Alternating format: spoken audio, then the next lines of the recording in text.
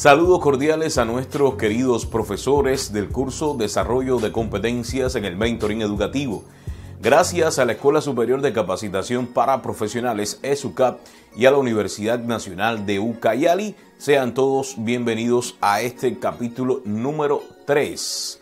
Y en el capítulo número 3 de nuestro curso desarrollaremos la autoestima del docente. Y comenzamos precisamente qué es la autoestima, y es un conjunto de juicios valorativos sobre uno mismo que conforman un sentimiento, pudiéramos decir, de aceptación de sí mismo y una cierta apreciación, digamos que subjetiva de la propia valía de uno como persona. Y se forma a partir de la percepción de logros alcanzados en el pasado, del potencial seguramente percibido por uno mismo. Y también la autoestima tiene que ver de esas señales explícitas o implícitas que detectamos en los mensajes valorativos que nos emiten continuamente, ya sean nuestros colegas, ya sean nuestros propios estudiantes. Las personas con las que nos relacionamos nos envían esos mensajes, y especialmente los que son significativos para nosotros, es decir, los padres también, los profesores, los amigos, nuestra familia influye en esas percepciones. Y casi todas las dificultades psicológicas, queridos docentes, y estarán de acuerdo conmigo, tienen algo que ver con problemas de autoestima. La más importante causa de malestar, después de las causas biológicas, es precisamente la autoestima y esos problemas psicológicos, ya que tiene una parte importante de responsabilidad en nuestros éxitos y fracasos. Condiciona el nivel de aspiraciones y también es un filtro de la realidad que regula las conductas presentes. Y además la autoestima anticipa el resultado de las conductas futuras. Por lo tanto, fíjense la importancia de formar docentes cada día con una autoestima sana, una autoestima elevada. Entonces, indicadores de una baja autoestima, aunque todo el mundo tiene algún momento de su vida dudas sobre su valía, podemos hablar de baja autoestima cuando esas dudas dominan nuestra vida hasta tal punto que nos impide precisamente concentrarnos en objetivos y tareas. Sí, porque necesitamos, sobre todo los docentes, dedicar todas nuestras fuerzas, toda nuestra atención, toda nuestra concentración a elevarla, a desplazándonos en el foco de atención de la tarea hacia uno mismo. Entonces, yo creo que este tema de la baja autoestima viene definida por algunos de los siguientes indicadores que quiero compartir con ustedes. Y precisamente cuando nos encontramos con un docente con baja autoestima, tiene una autocrítica rigurosa y desmesurada. Además, ataques frecuentes de ansiedad, cambios de humor injustificados. Todo esto son parámetros o indicios de un docente con baja autoestima, culpabilidad neurótica, reacciones exageradas, distorsiones cognitivas, por ejemplo, la detección de pensamientos tóxicos, lo que realmente nos afecta emocionalmente. No hay dudas de que no solo los hechos, sino nuestra interpretación de los mismos, los que van a afectar precisamente nuestra baja autoestima, y entonces vas a tener estas reacciones que acabo de mencionar. Habitualmente filtramos y recomponemos la información que nos llega. Sí, habitualmente seleccionamos y modificamos lo que vemos, lo que implica que lo que estamos distorsionando de forma más o menos consciente, por lo que conviene chequear, queridos profesores, conviene chequear periódicamente nuestro estado afectivo con el fin de detectar pensamientos tóxicos, con el fin de detectar inferencias infundadas que puedan poner en peligro nuestra estabilidad emocional. Sí, porque una persona con baja autoestima es también una persona inestable emocionalmente. Por lo tanto, fíjense la importancia de tener docentes con una estima sana en nuestras aulas. Nuestra forma de ver la vida está filtrada por patrones habituales de pensamiento, ya lo decía, y estos patrones habituales sirven para adaptar la realidad a nuestra personalidad. ¿Con qué? Con el fin de salvaguardar la propia estima frente a los acontecimientos de la vida. Vemos lo que somos, queridos docentes. Las experiencias se van agrupando en esquemas cognitivos que tienen la valiosa función, precisamente estos esquemas cognitivos van a tener la valiosa función, yo diría que de economizar esfuerzos, pero que pueden incluir creencias que conducen a nosotros, nos conducen a una mayor vulnerabilidad psicológica. Por eso tan importante la salud mental de nuestros docentes, y podríamos decir que el paisaje lo llevamos dentro. Lo que hemos percibido con anterioridad y lo que esperamos percibir condiciona lo que estamos percibiendo. Por eso está dentro de ti ver los hechos, los acontecimientos. Esa capacidad interpretativa de la realidad puede tener un efecto benéfico o también puede traer malas consecuencias, puede traer un efecto maléfico según seleccionemos la información relevante positiva, o por el contrario nos centremos sesgadamente, porque sucede sesgadamente, en los aspectos negativos. ¿Debido a qué? A la asociación indisoluble de cogniciones, de emociones que caracteriza a nuestra mente. Esta función protectora, de alguna manera, es protectora de nuestra forma de pensar frente al mundo, puede convertirse en un peligro cuando el estilo interpretativo se vuelve perjudicial para el propio sujeto, es decir, para nosotros como docente, porque ¿qué sucede? Los patrones de pensamiento usados habitualmente se basan en inferencias infundadas. Nos creamos pensamientos irracionales que a veces no se corresponden con la realidad. Al contrario, lo que hacen es distorsionar considerablemente la realidad y muchas veces son negativas, perjudiciales para los profesores, para los docentes y por supuesto van a ser esas percepciones negativas también para los alumnos y el proceso docente. Se cae entonces en esos casos de formas de interpretar la realidad imprecisas y valorizadas, basadas en procesos emocionales que van a anular, muchas veces van a anular los procesos racionales y nos impiden ver la realidad adecuadamente. Esta función protectora de nuestra forma de pensar frente al mundo puede convertirse, queridos docentes, en un peligro cuando el estilo interpretativo se vuelve, pudiéramos decir, perjudicial para nosotros como docentes, porque los patrones de pensamiento que usamos habitualmente, se basan no solamente en pensamientos, sino en inferencias infundadas. Y estas inferencias infundadas se vuelven irracionales, no se corresponden con la realidad y por lo tanto la distorsionan considerablemente. Y negativas, son perjudiciales para el sujeto porque además son negativas. Entonces, queridos docentes, hoy en este capítulo estamos tratando un tema muy interesante. Se cae en esos casos en formas de interpretar la realidad imprecisas y valorizadoras basadas precisamente en procesos emocionales.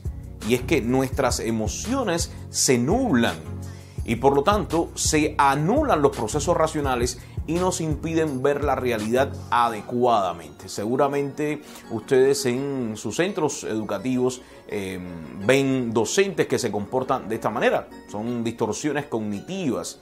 Y todos experimentamos estas formas a veces negativas de interpretar la realidad en mayor o menor medida. Todos en mayor o menor medida hemos interpretado la realidad de manera negativa y todos en mayor o menor medida hemos distorsionado cognitivamente esa realidad. Pero cuando se da con frecuencia y en una intensidad desproporcionada, cronificándose y convirtiéndose en una forma tiránica y autodestructiva de ver el mundo, ahí es donde está el problema.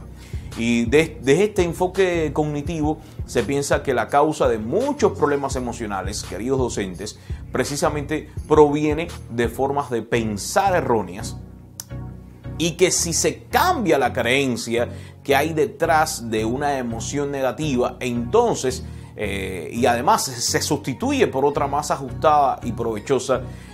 Por supuesto que se puede combatir mejor la vulnerabilidad psicológica.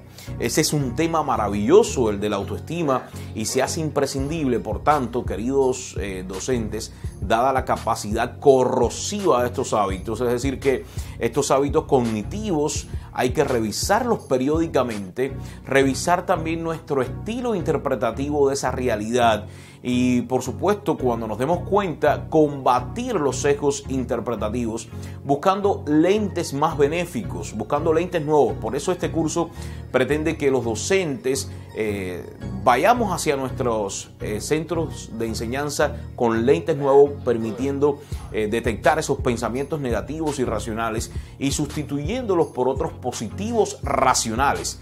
Sin pretender, por supuesto, cambiar. No vamos a cambiar con este curso nuestro estilo de pensamiento de un golpe. Eso cuesta mucho. Cambiar los hábitos arraigados, aunque sepamos que no nos sirven, estos hábitos no nos sirven, pero nos cuesta trabajo eliminarlos, sino más bien yo creo que tenemos que ir cambiando paulatinamente esas distorsiones más significativas y virulentas. Entonces, yo creo que vamos a estar hablando durante todo el curso este tema una y otra vez, el tema de los pensamientos, el tema de las distorsiones cognitivas más habituales que tenemos nosotros como profesores en nuestros centros de enseñanza, que muchas veces van acompañadas de estrategias operativas para combatirlas y sustituirlas por otras positivas. Si tenemos evidencias o sospechas, queridos docentes, fundadas de que la conversación interior no es positiva, hay que interrumpirla, ¿sí? Detectar, por ejemplo, las evaluaciones erróneas de la realidad, y también hay que detectar las creencias irracionales que la sustentan. Otro elemento que hay que tener en cuenta es combatir activamente cada distorsión cognitiva, buscando, por supuesto, otras interpretaciones alternativas más benéficas para todos los que estamos involucrados en una situación. Es decir, ponernos los lentes de manera positiva. Otro elemento sería practicar los nuevos patrones de pensamiento hasta crear un hábito saludable que van a sustituir a los hábitos perniciosos o los hábitos maliciosos. Trabajar las fortalezas propias frente a la obsesión por las debilidades. Cualquier profesor tiene, tanto en su perfil profesional como en el personal, algunas debilidades.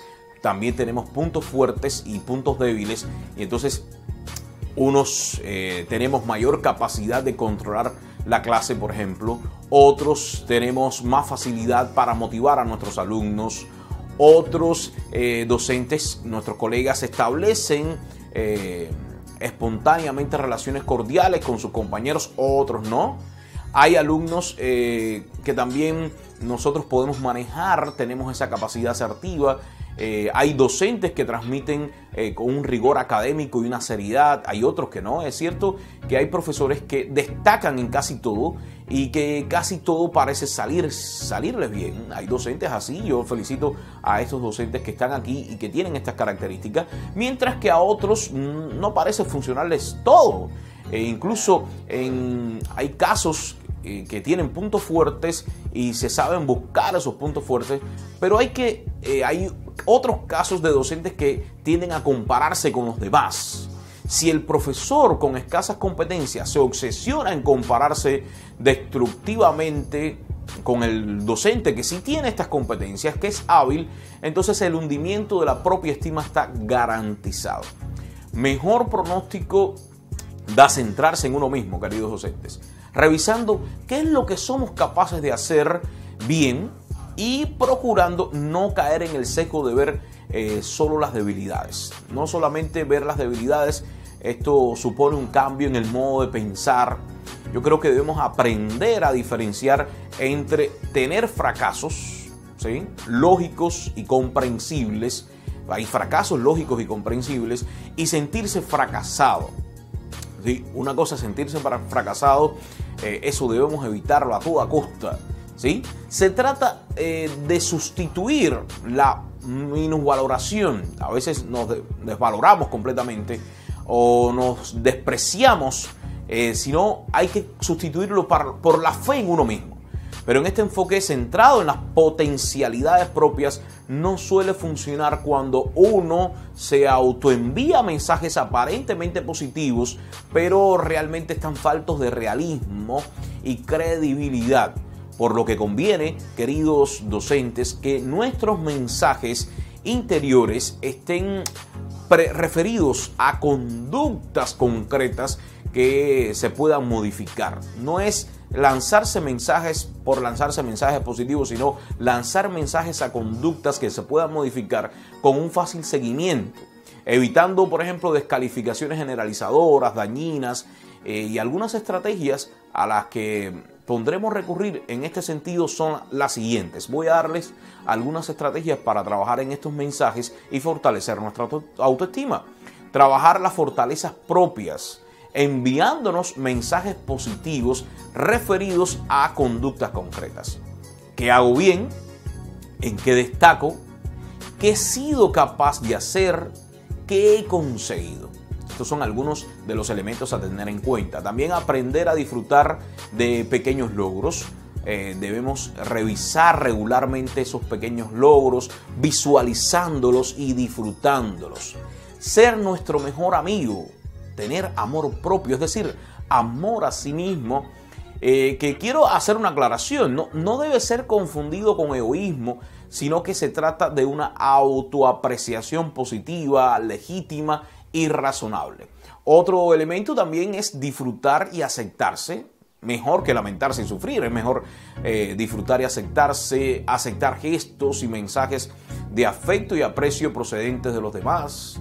Por ejemplo, gracias, me alegro que me lo digas, pudiera ser algunas de tus reacciones. Te agradezco lo que me estás diciendo, esto que me dices me ayuda bastante. Otro de los elementos que quiero que tengan en cuenta, queridos docentes, es evitar autodescalificaciones negativas generalizadoras. Soy una, por ejemplo, vaga, ociosa, no valgo para nada, esto nunca lo voy a poder hacer, es muy difícil lidiar con la computadora, este programa no lo entiendo. Pensar que los demás no son mejores, sino diferentes, y que cada uno tiene sus potencialidades que hay que explotar al máximo. Entonces tendrías que preguntarte, ¿qué puedo hacer por mí? Pensar en acciones y pensamientos que me puedan ayudar a rehacer una autoimagen dañada, ¿sí? Hay que rehacer esa autoimagen dañada, combatir la culpabilización exagerada, evitar pagar 2 veces el precio, que quiere decir sentirse responsable por algo que lamentablemente se ha hecho mal aquí en el colegio, en la escuela. No tiene por qué ser negativo, pues hay que revisar los errores. Esto de revisar los errores es un potente instrumento de crecimiento personal y profesional, queridos docentes. Hay que revisar los errores, pero cuando uno sustituye la responsabilidad propia por una culpabilización sistemática, ya esto se convierte en un patrón habitual de conducta. Entonces ahí sí creo que viene el problema de autoestima. Vamos a asumir lo que no nos toca y lo que no está a nuestro alcance. Entonces se está pagando un doble peaje, por decirlo de alguna manera. Uno por el error y otro por la culpabilización tóxica, basada en una atribución interna negativa y desproporcionada. Por ejemplo, puedes decir, yo soy la causa de todos los males. Y esto realmente no es así. Nadie es la causa de todos los males. Que considera la culpabilización y la preocupación las dos emociones más inútiles en un docente. La culpabilización y la preocupación. Estos son emociones inútiles porque no solucionan nada, y adaptarnos a las posibles actuaciones presentes. Hay que tratar de formar a la ausencia de éxitos. Hay que proponer cosas nuevas. Lo primero es considerar los fracasos como errores subsanables y oportunidades de aprender. Eso es lo primero. Lo segundo es hablar mejor de responsabilidad que de culpabilidad. Yo creo que por ahí estamos dando algunos elementos fundamentales para precisamente lograr mejorar nuestra autoestima y nuestras actuaciones y sobre todo eliminar pensamientos de preocupación. Por ejemplo, combatir las preocupaciones es ocuparse mejor que preocuparse. Otro peligro paralizante, enemigo del crecimiento personal de nuestros docentes, son las preocupaciones compulsivas, en las que nuestros docentes se anticipan y entonces ahí viene la ansiedad, amenazas posibles que no se sabe si finalmente van a ocurrir y por peligros futuros que muchas veces nuestros docentes piensan que pueden surgir, pero sin datos objetivos que así lo hagan prever. La opción, la alternativa es no anticipar calamidades, queridos docentes, que ya vendrán si es que vienen.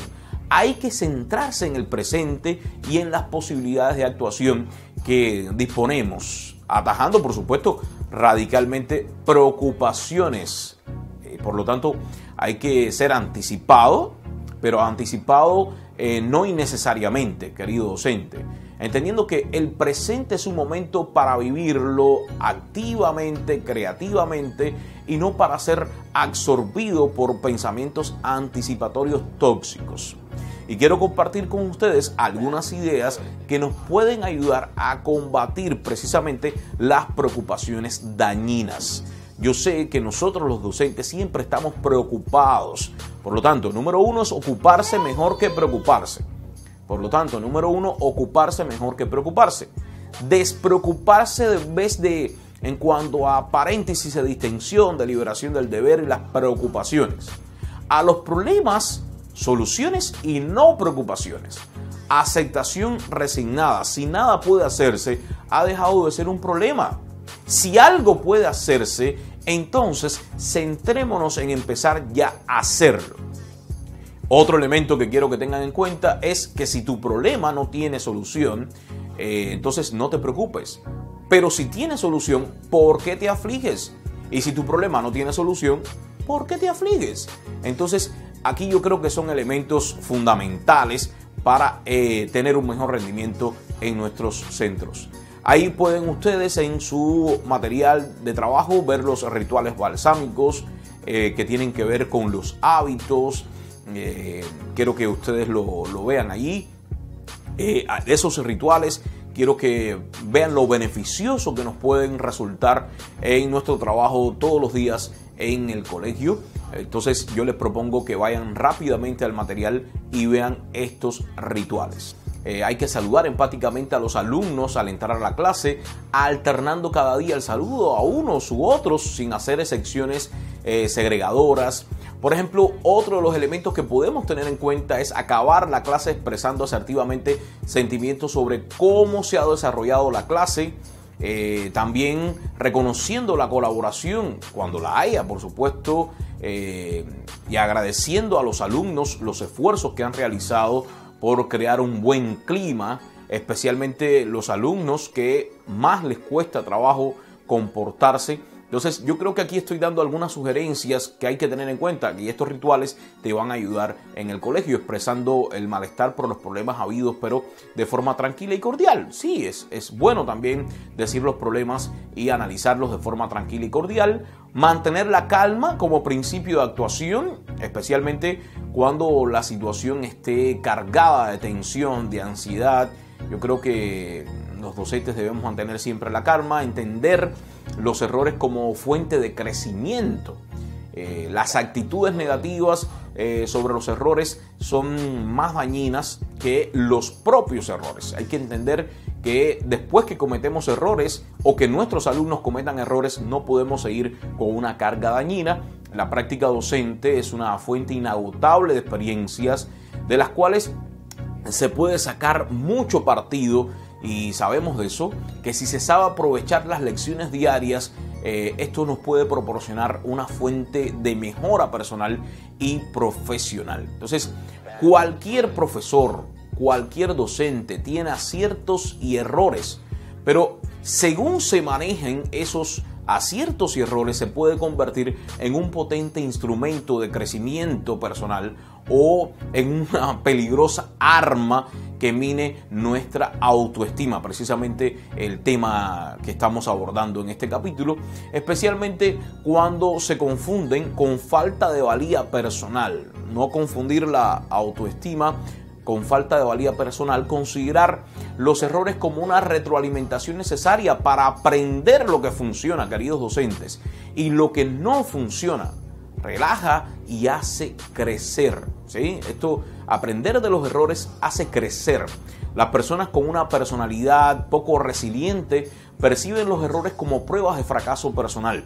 Sin embargo, nosotros los docentes debemos analizar que esos fracasos nos van a llevar a adoptar reacciones defensivas paralizantes centradas en proteger nuestra imagen, ¿sí? Como por ejemplo docentes que ponen excusas, que niegan los problemas, que adoptan una actitud evasiva, que quieren culpar a los demás. Estas actitudes que nos van a perjudicar al mediano y el largo plazo. Por el contrario, si entendemos los errores como señales de carencias que hay que corregir, se convierten en la primera piedra de futuros éxitos, ¿sí? Asentados en una actitud proactiva y creativa. Y eso es lo que queremos precisamente en nuestros docentes. Proactiva porque vamos a aprovechar el error para planificar el futuro con decisiones y actuaciones que precisamente eviten que se repita de nuevo esos errores. Y creativa, que necesitamos docentes creativos, es aprovechar el error para pensar otras alternativas de cara al futuro. En esta visión positiva de los errores conviene averiguar cuáles las causas que han originado precisamente esos errores y algunas causas frecuentes responsables de los errores más comunes son, y quiero compartir estas causas frecuentes que se dan en nuestras escuelas, en nuestros centros educativos, hechos, conductas que no deberían haber realizado de esa manera. También juicios inapropiados que hacemos sobre una situación determinada, esfuerzo desproporcionado, oportunidades que se han dejado pasar. Estas son algunas de las causas de los errores más frecuentes. Olvidos o retrasos. ¿A quién no se le ha olvidado algo ahí que hacer, alguna clase que planificar? ¿A quién no se ha olvidado alguna evaluación? Estallidos emocionales desproporcionados o fuera de lugar. Por eso yo les propongo leer en su material, por ejemplo, el estilo atribucional. Ahí tienen la explicación de los éxitos y fracasos profesionales con más detalles. Los alumnos imposibles, que es una de las principales causas de ansiedad entre los múltiples problemas que tenemos que lidiar y que nos generan mucha ansiedad en nosotros los docentes. Destaca el potencial de la ansiedad que tienen ciertos alumnos imposibles, y es precisamente lidiar con los alumnos imposibles, aquellos que parecen invulnerables frente a cualquier intento del profesor, de nosotros, por corregir sus conductas. Lo que suele indiscutiblemente sumirnos a nosotros en un estado, yo diría, de impotencia. Muchas veces de impotencia que nos desmoraliza, porque este estudiante imposible, por llamarlo de alguna manera, no se corrige. Y no es extraño ver que nosotros como profesores intentemos denodadamente, infructuosamente, arreglar, entre comillas, con medidas escolares, problemas que pertenecen claramente a otros ámbitos de intervención. Y para afrontar estas situaciones es básico adoptar una actitud atribucional que distribuya la responsabilidad equitativamente entre los agentes que intervienen en el proceso de enseñanza y que evite autoinculparnos justificadamente. Hay que pensar que muchos de estos problemas aparentemente no son de nosotros. A veces pensemos que son imposibles para nosotros, pero tenemos que hacer un pronóstico de cuáles son esos eslabones de la organización educativa que van a ayudar a este alumno imposible. Por ejemplo, las tutorías, los equipos directivos, los psicólogos, no puede ser solamente un problema del docente, no solamente puede ser una tarea del profesor asumir en solitario. Conviene pensar protectoramente que quizás no sean exclusivas de nuestro trabajo, sino que hay problemas que tienen que resolverse como institución. No hay problemas que no tengan solución, sino problemas desubicados en línea. No se discuten plenamente, no se debaten en los consejos de dirección. Entonces, la tesis que defendemos es que aunque hay un porcentaje de alumnos realmente inmunes a cualquier medida educativa, la mayoría de los que así etiquetamos con estudiantes conflictivos son alumnos que están siendo tratados o atendidos por agentes inadecuados. A lo mejor el psicólogo no está cumpliendo su trabajo, a lo mejor el mismo director no está cumpliendo su trabajo, del mismo modo que es un paciente grave que necesita un tratamiento de una unidad de cuidados intensivos, no permanece bajo los cuidados sanitarios de un solo médico de atención primaria. Más que el tiempo necesario, necesitamos, asimismo, este es nuestro paciente, necesitamos que todos los involucrados sean especialistas para atender precisamente los problemas graves de conducta que pueden existir. Entonces, el profesor no puede estar en solitario sin recursos suficientes ni preparación específica para atender a estos, pudiéramos decir, alumnos aparentemente imposibles. En realidad, yo creo que son pseudo imposibles, que si estuvieran atendidos en el ámbito adecuado, con los especialistas adecuados, encontraríamos precisamente una solución. Un punto central de la logística de tratamiento de los problemas escolares debería ser precisamente la ubicación de los estudiantes y de estos mismos estudiantes y qué se puede hacer en cada una de las etapas. Por eso este curso también quiere pretender darle algunas herramientas a nuestros docentes mentores para que puedan tener una mejor gestión, preparación, responsabilidad en estos casos. Por tanto, queridos docentes, no hay que desmoralizarse ni estresarse con los alumnos aparentemente impermeables, inmunes, pues es probable que la falta de resultados no se debe a la falta de capacidad del profesor, sino más bien a una desubicación del tratamiento del que se deriva precisamente la esterilidad de las actuaciones. Entonces, cada alumno es diferente y cada alumno problemático tiene un ámbito ideal de tratamiento. Entonces, el reto de nuestro proceso es encontrar los elementos que debemos tratar y la ayuda y cómo debemos intervenir.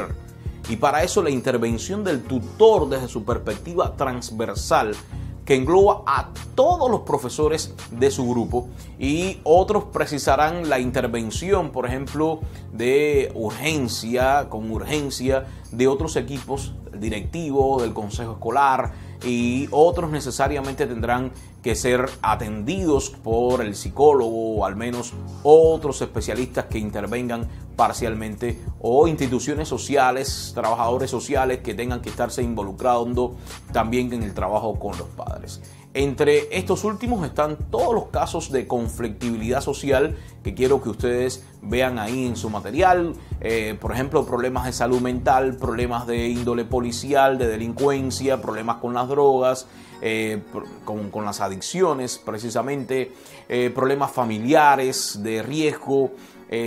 Todos estos son aspectos que van a influir en la conflictividad del estudiante, problemas marginales, y entonces la problemática ya es social y no puede intervenir solamente el docente. Lo importante es que haya una circulación rápida de los agentes que tienen que intervenir en cada estudiante conflictivo, que es diferente y hay que tratar esas particularidades.